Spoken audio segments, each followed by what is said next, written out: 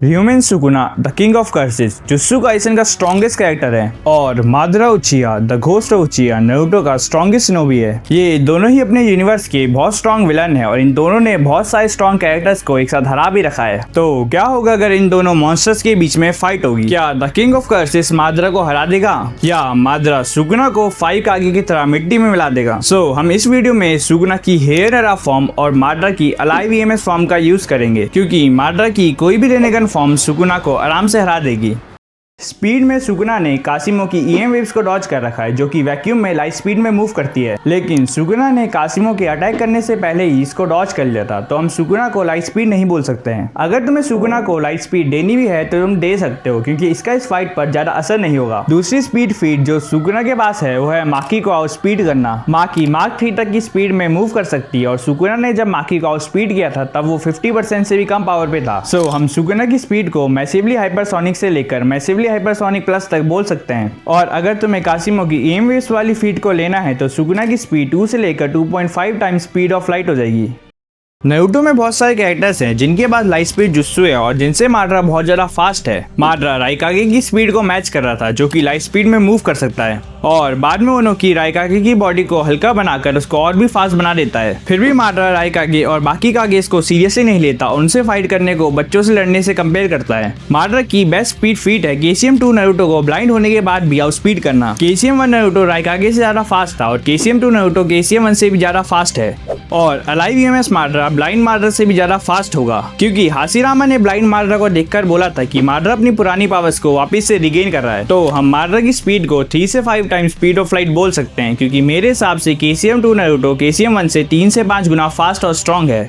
अगर हम पावर की बात करें तो सुकुना जुत्सु काइसेन के ऑलमोस्ट एवरी अटैक से बहुत ज्यादा स्ट्रॉन्ग होगा, क्योंकि वो स्ट्रॉन्गेस्ट सोर्सरर है। शिबुया में जोगो ने मैक्सिमम मीटर यूज किया था, जो कि एक स्मॉल सिटी लेवल अटैक है, और 15 फिंगर सुकुना का फूगा इससे भी ज्यादा स्ट्रॉन्ग था। 20 फिंगर सुकुना 15 फिंगर सुकुना से बहुत ज्यादा स्ट्रॉन्ग होगा। तो मेरे हिसाब से सुकुना की एपी आइलैंड लेवल से लेकर लार्ज आइलैंड लेवल तक होगी। कुछ लोग सुकुना को यूकी के ब्लैक होल से अपस्केल करके उसको प्लैनेट लेवल भी बोलते हैं, लेकिन JJK का कोई भी कैरेक्टर इस अटैक से अपस्केल नहीं हो सकता है, क्योंकि कोई भी बिना स्पेशल टेक्निक के इस अटैक से बच नहीं सकता है। और गोजो जो यूकी से बहुत ज्यादा स्ट्रॉन्ग है, उसका स्ट्रॉन्गेस्ट अटैक सिर्फ शिंजुकू के थोड़े से पार्ट को डिस्ट्रॉय कर पाया था। तो सुकुना के लिए आयरन लेवल से लेकर लार्ज आयरन लेवल तक की स्केलिंग ज्यादा कंसिस्टेंट होगी।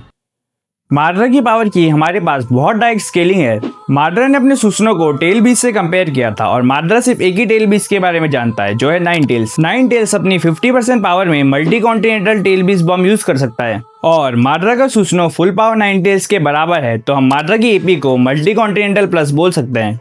जुत्सु काइसेन यूनिवर्स को जो चीज खतरनाक बनाती है वो है उनकी एबिलिटीज, और सुकुना के पास जुत्सु काइसेन की one of the strongest abilities का कॉम्बिनेशन है, जैसे डिसमेंटर और क्लीव। ये दोनों ही स्लैशिंग अटैक हैं। डिसमेंटर एक लॉन्ग रेंज स्लैश है जिसका यूज सुकुना अपनी अपोनेंट की ड्यूरेबिलिटी चेक करने के लिए करता है। वहीं क्लीव एक रेंज स्लैश है जिसका यूज करने के लिए सुकुना को अपने अपोनेंट को टच करना होता है, और सुकुना क्लीव की पावर को अपनी अपोनेंट की ड्यूरेबिलिटी के हिसाब से एडजस्ट भी कर सकता है। सुकुना के पास एक और टेक्निक भी है जिसका नाम है इसमें सुकुना एक फ्लेम एरो बनाता है जो बहुत स्ट्रॉन्ग होता है, और इसका इस्तेमाल करके सुकुना ने माहोरागा को भी मारा था। सुकुना की अल्टीमेट टेक्निक है उसका डोमेन एक्सपेंशन। इसमें सुकुना बहुत सारे क्लीव और डिसमेंटल का इस्तेमाल करता है, और सुकुना के डोमेन के अंदर इन अटैक को डॉज करना इम्पॉसिबल हो जाता है। सुकुना गोजो से फाइट करने के बाद एक नई टेक्निक भी सीखता है, जो है